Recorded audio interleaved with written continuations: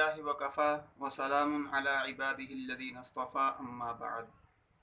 अस्सलामु अलैकुम वरहमतुल्लाहि वबरकातुहू। मुअज़्ज़ज़ सामिईन व नाज़रीन, आज हम कुर्बानी के मुतालिक ऐसे 3 सवालात के जवाब देंगे जो कुर्बानी में शरीक होने के बारे में हैं।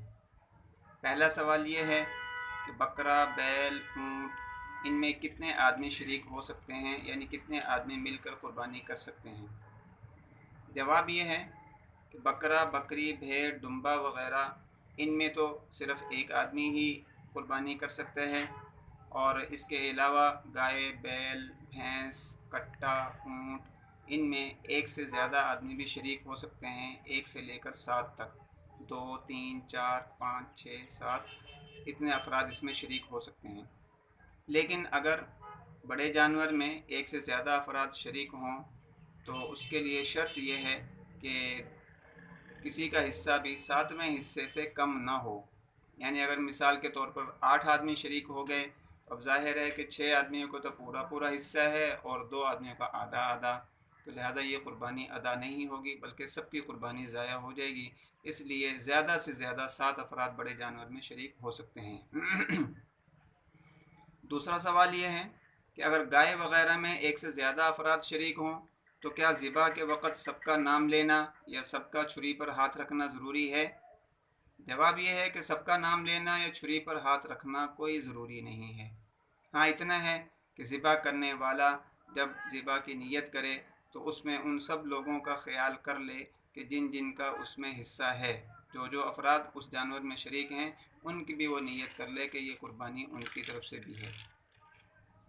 तीसरा सवाल ये है कि जानवर में किन किन लोगों को शरीक नहीं किया जा सकता। तो जवाब ये है इसका कि काफिर, किसी भी किस्म का काफिर हो, उसको हरगिज़ कुर्बानी में शरीक नहीं किया जा सकता।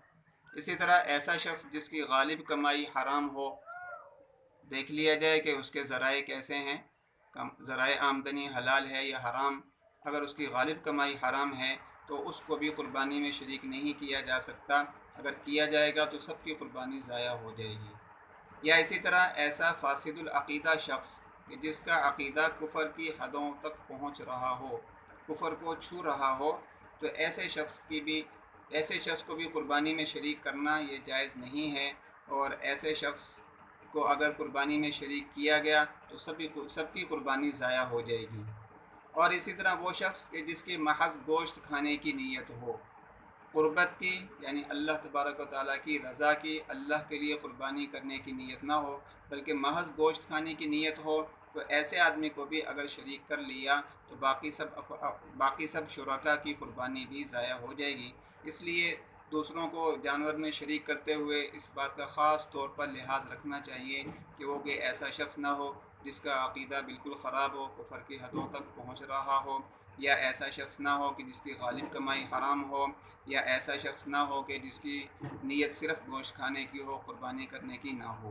व आखिरु दावाना अनिल हम्दुलिल्लाहि रब्बिल आलमीन।